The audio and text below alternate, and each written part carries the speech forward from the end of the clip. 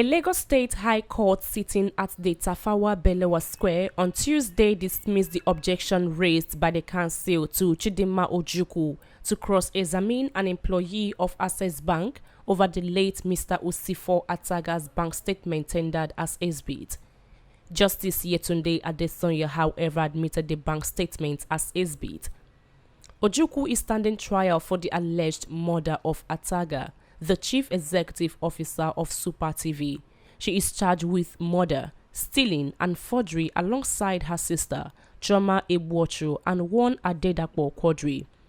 On Tuesday, the prosecution counsel, Mrs. A.O. Oluwafemi, told the court that the prosecution had a representative from Access Bank who was in court on the basis of the subpoena to tender the account document of the deceased.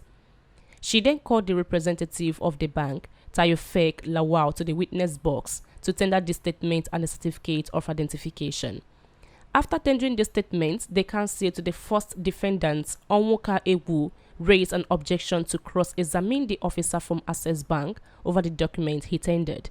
According to him, Lawal is the account officer of the deceased, as can be seen from the subpoena and certificate attached to the account. He therefore said that the officer from the bank was in a position to give evidence in respect of the account. But the counsel to the second defendant, Mr. Babatunde Busari, and one of the third defendant, Mr. A.O. Ogunsoya, did not raise any objection to the tendering of the account statement.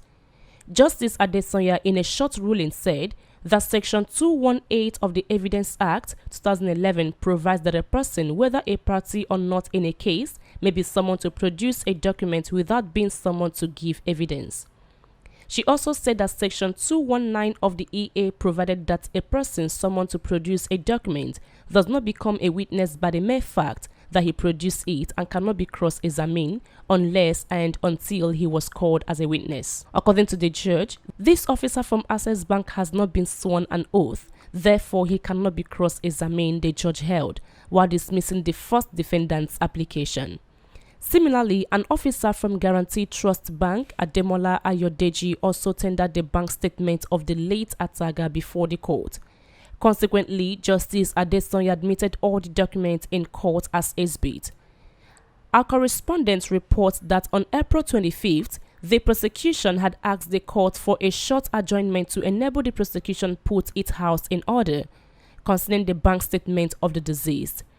The three defendants were arraigned on October 12, 2021 on a 9-count charge preferred against them by the Lagos State government.